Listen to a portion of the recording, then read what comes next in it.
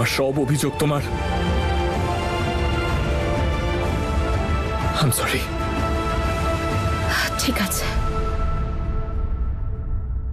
করে দেব আমি তোমাকে ক্ষমা। আরো একবার আমি তোমাকে বিশ্বাস করব, আরো একবার তোমার প্রত্যেকটা কথায় আমি ভরসা করব, কারণ এবার আমিও দেখতে চাই যে তুমি কতদিন আর কত মিথ্যে বলতে পারো আমাকে। দেখতে চাই যে আর কতদিন ধরে তুমি আমাকে বোকা বানাতে পারো।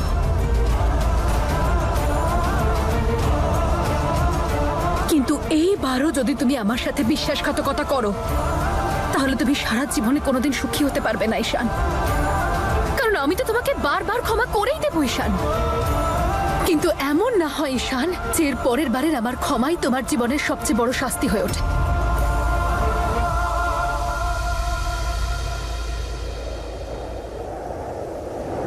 আই প্রমিস হিয়া, সেই দিনটা কখনোই আসবে না। আজ থেকে আমাদের সম্পর্কটা নতুন করে শুরু হবে। আজ থেকে তোমার আর আমার সম্পর্কটা মনের হবে, সুন্দর, পিওর।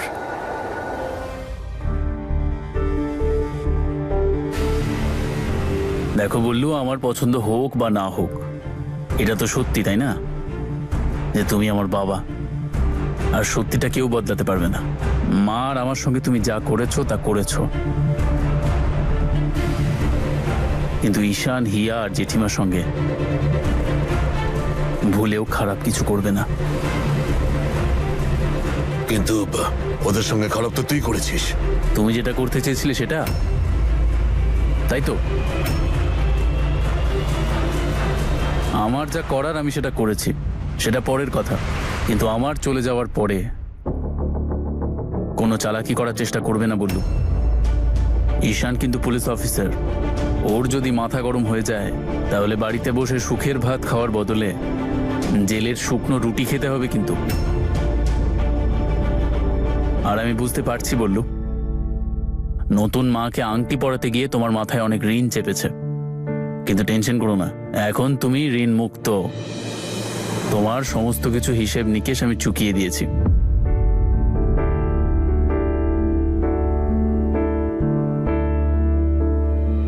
ছোটবেলায় বাবা মারা সন্তানকে পকেট মানি দেয়, কিন্তু তোমার ছেলে দায়িত্ববান, তাই সে তোমাকে পকেট মানি দিচ্ছে। এনো, এই কার্ডটা রাখো নিজের কাছে, বিপদের সময় অনেক কাজে আসবে। শুধু মাথায় রেখো যেন এটার কোনো অপব্যবহার না হয়। তোমাকে কিন্তু আমি চোখে চোখে রাখবো।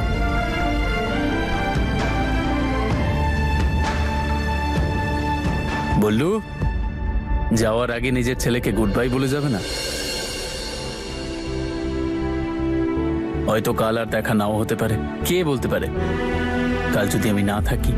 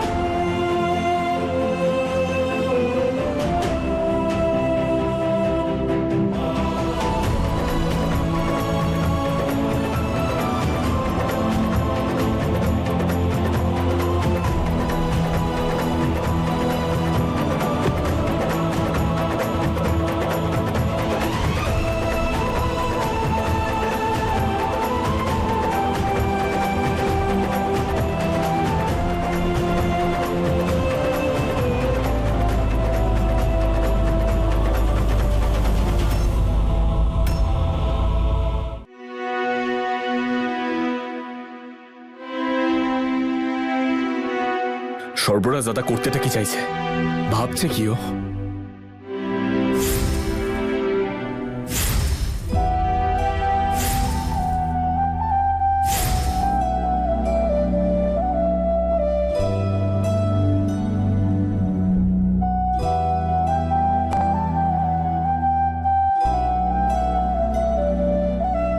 এবার নম্রতা কি করতে চলেছে? এবার যদি ও কিছু করে না, আমি আর চুপ করে থাকবো না।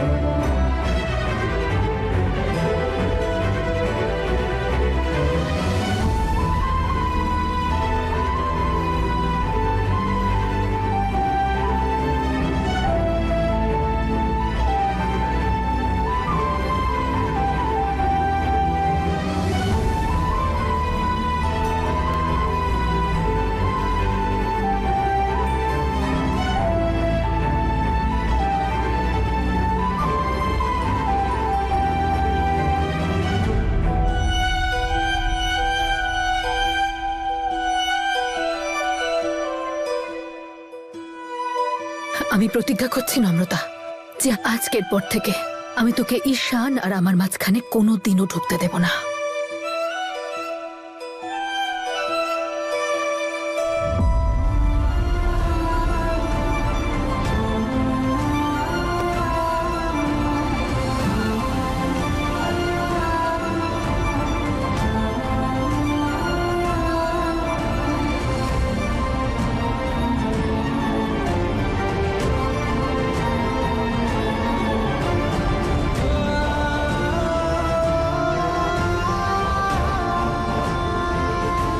আমি জানি তুই হয়তো খুব কষ্ট পেয়েছিস রিয়া। আমি সম্পূর্ণ চেষ্টা করেছি যাতে তোর লাইফে আর কোনো দুঃখ না থাকে। তুই জীবনে অনেক ভালো থাক ঈশানের ভালোবাসার সাথে।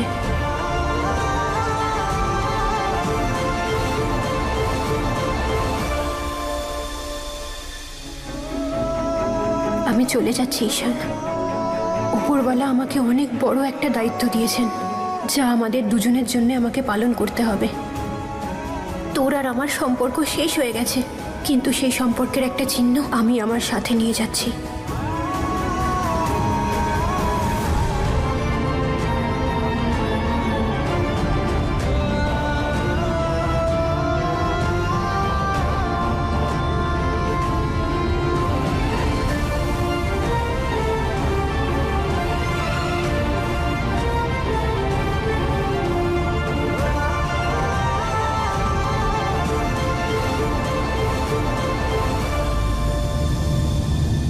মা কি তো আমাদের দুজনকে বাড়ি যেতে বললেন, তাহলে ওরা দুজন কোথায় যাচ্ছে?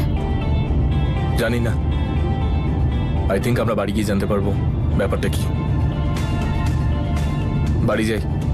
ফাইনালি রাস্তা আলাদা হয়েই গেল। হ্যাঁ, এবার থেকে আমাদের রাস্তা আলাদাই থাকবে, সারা জীবনের মতো।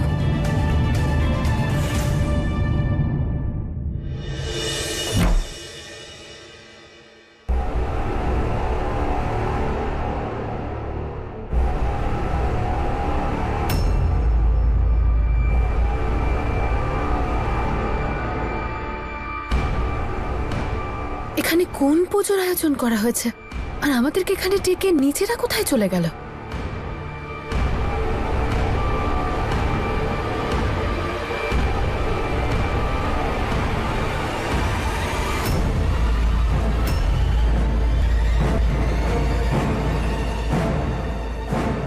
বাড়িটা তো সাজানো হয়েছে কেন? আরে পুজো, আর ওরা দুজন কোথায়? বাড়ির সবাইকে বাড়ি থেকে বের করে দিয়ে নিজেরা কোন পুজোর আয়োজন করেছে কে জানে। চলে গেছে ওরা দুজন।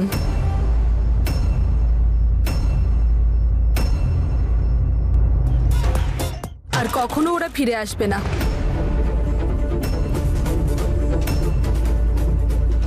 হ্যাঁ, নম্রতার সর্বরাজ এখান থেকে চলে গেছে।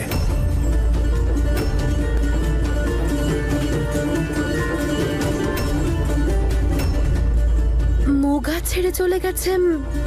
হ্যাঁ রিমা। তাহলে এইসব তোর প্রত্যেকটা প্রশ্নের উত্তর তুই এই ফাইলেই পেয়ে যাবি।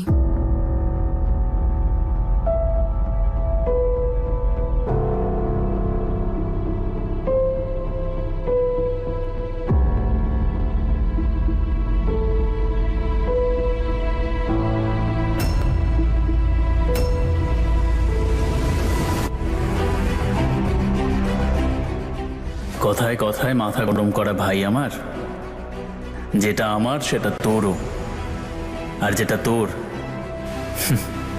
সেটার আমার কোনোদিন প্রয়োজন ছিলই না।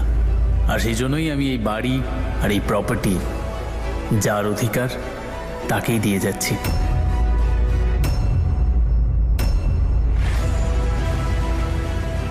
আমার বাবা বলল বাপ নয়, ওটা একটা পাপ।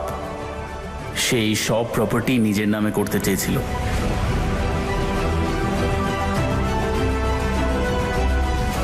আর সেজন্যই সমস্ত প্রপার্টি আমি সঠিক মানুষের হাতে তুলে দিয়ে গেলাম। আর আমার সম্পূর্ণ বিশ্বাস আছে যে তুই বললু আর শ্যাঙ্কির সাথে সেরকমটা করবি না যেটা বললু তোর সাথে করতে চেয়েছিল। এই বাড়িতে নতুন করে সবকিছু শুরু করার জন্য কংগ্রাচুলেশনস ভাই আমার, অ্যান্ড অল দ্য বেস্ট। এবার তুই আর হিয়া তাড়াতাড়ি পুজোটা সেরে ফেল আর বাড়ির চার্জ নিয়ে নে। ঈশান, কি লেখা আছে এতে? সব ঠিক আছে তো? হ্যাঁ হ্যাঁ ঈশান, বল কি লেখা আছে।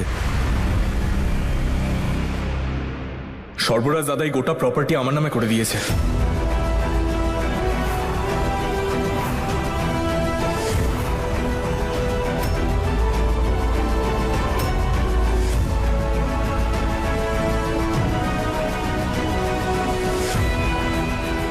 সবকিছু ঈশানের নামে করে দিয়েছে?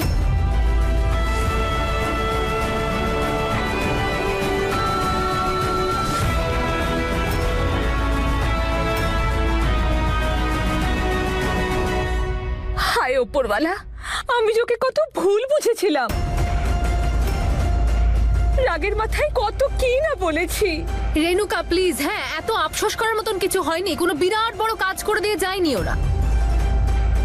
আর আমি নিশ্চিত যে এর মধ্যে ওদের কোনো প্ল্যানিং লুকিয়ে আছে। আর হয়তো সর্বরাজকে এসব কিছু করতে নম্রতাই বলেছে। তোমরা দেখে নিও, হঠাৎ করে ওরা দুজন আবার ফিরে আসবে।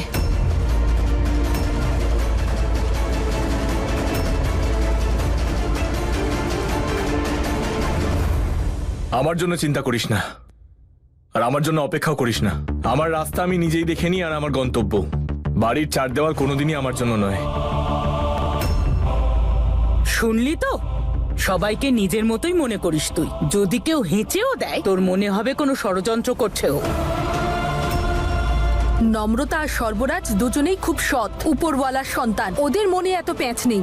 ওরা যদি কিছু জানে তো সর্বদাই অন্যদের ভালো চাইতেই জানে, মঙ্গলই চায়। তুই সবসময় সত্যের পথে চলেছিস নম্রতা, আমি তোকে ভুল বুঝেছি। তোমার জন্য ও ঠিক হতেই পারে ঈশান, কিন্তু আমার জন্য ও চিরকালের অপরাধী। ও যখন বোঝাচ্ছিল, তুমি যখন বুঝতে চাইছিলে না, তখন ও একবার আমাকে বলতে পারতো। তোমার হয়তো কোনো জ্ঞান ছিল না, কিন্তু ওর তো ছিল।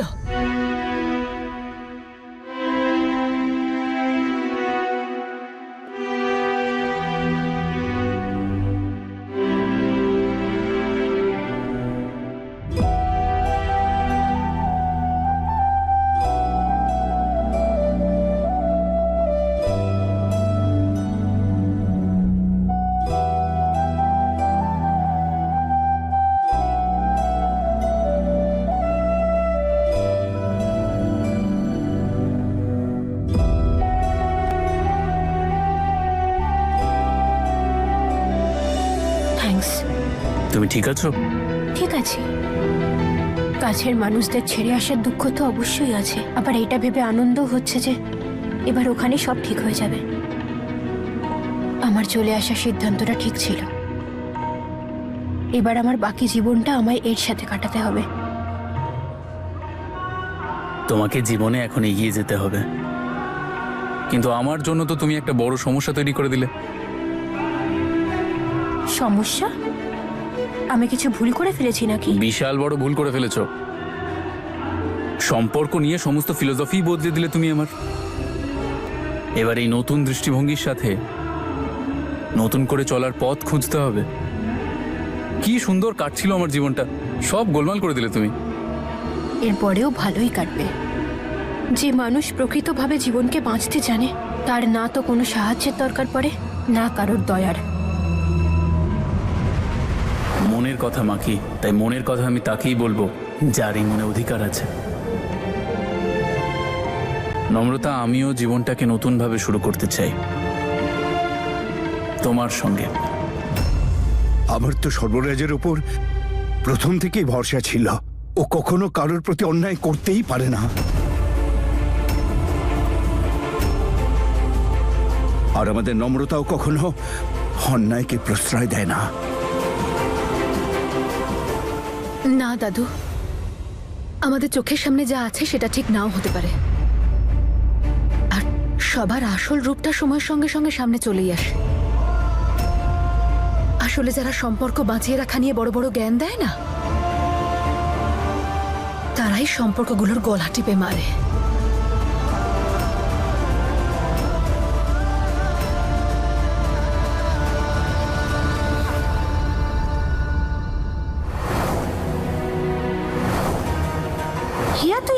বোকা কি করে হতে পারিস যে একজনের কথা শুনে আরেকজনকে সন্দেহ করছিস? দাদু, আমি জানি যে তোমরা নম্রতাকে সবাই খুব পছন্দ করো আর ওই তোমাদের প্রিয় নাতনি, কিন্তু নম্রতা যে আমার সাথে করেছে তারপর হয়তো আমি ওকে আর অতটা বিশ্বাস করতে পারবো না। যদি সম্ভব হয় তাহলে এই বাড়িতে ওর নাম আমি আর কখনো শুনতে চাই না। হিয়া আমার সোনা, তোকে আমি কি করে বোঝাবো তুই কতটা সরল, আর সরলের থেকে অনেক বেশি বোকা যে তুই বুঝতেই চাইছিস না। এই দুই বোনের সম্পর্কে ফাটল শুরু হলো কবে থেকে? দুর্ভাগ্যবশত ঈশানকে নিয়েই সমস্যা। হিয়া এখন ঈশানের স্ত্রী, আর নম্রতা তুমি তো সবই বোঝো গো।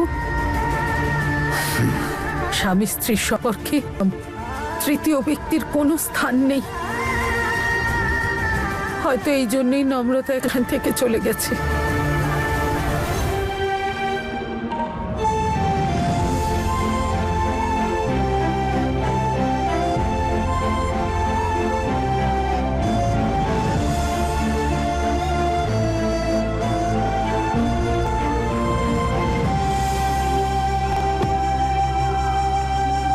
ও বীর আর জেসমিনের সুখের জন্য নিজের সব সুখ ত্যাগ করেছিল।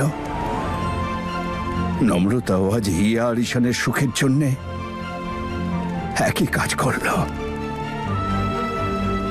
তুমি ঠিকই বলতে সতী, নম্রতা জানতো যে যদি ও এখানে থাকে ঈশান আর হিয়া কখনো এক হতে পারবে না। উপরওয়ালা, আপনি তো জানেন নম্রতা হিয়া আর ঈশানকে কাছাকাছি আনার জন্য কত ত্যাগ স্বীকার করেছে, কত কষ্ট সহ্য করেছে মেয়েটা।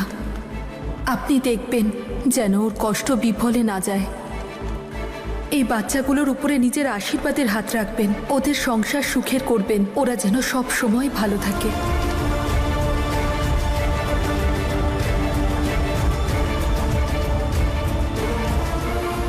উপরওয়ালা, তোমার কাছে আমার একটাই অনুরোধ, আমার হিয়া যেন সুখী হয়, আবার যেন এই ছেলেটা ওর সঙ্গে কোনোভাবে বিশ্বাসঘাতকতা না করে। আমি তোকে দেওয়া কথা পালন করব নম্রতা। আমি হিয়াকে আজীবন সুখে রাখবো।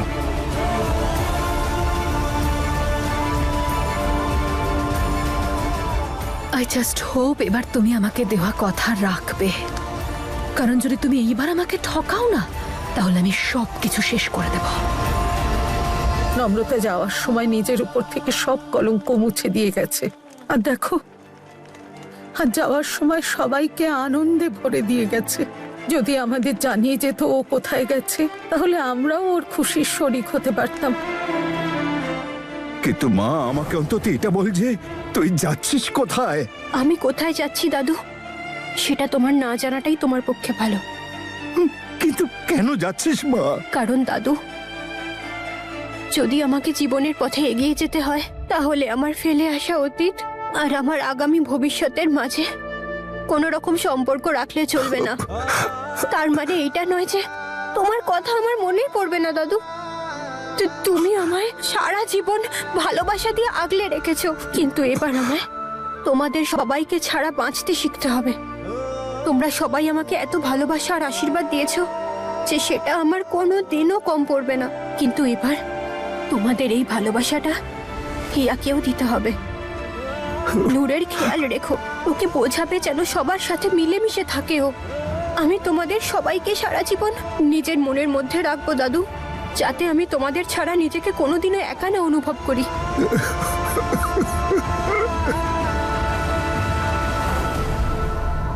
তনুর কথা মনে পড়ছে। ও বীর আর জেসমিনের সুখের জন্য নিজের সব সুখ ত্যাগ করেছিল। নম্রতাও আজ হিয়া আর ঈশানের সুখের জন্য একই কাজ করল।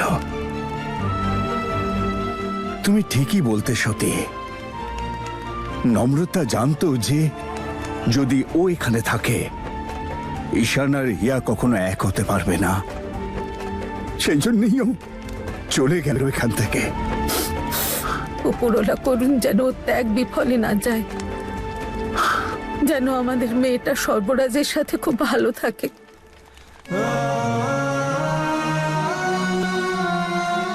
আমি তোমার কাছে খুব কৃতজ্ঞ। তুমি সব পরিস্থিতিতে আমার ছেলের পাশে ছিলে।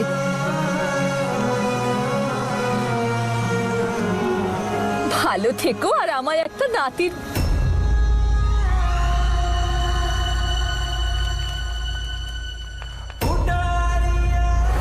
এখানে সবাই তোকে মা হওয়ার আশীর্বাদ দিচ্ছে, কিন্তু সত্যি তো এটাই যে তুই কখনো মা হতে পারবি না।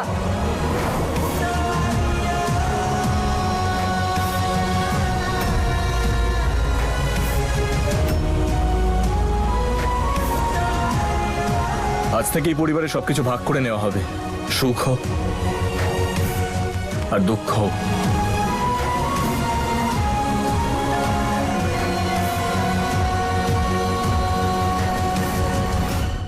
সুখী হো মা,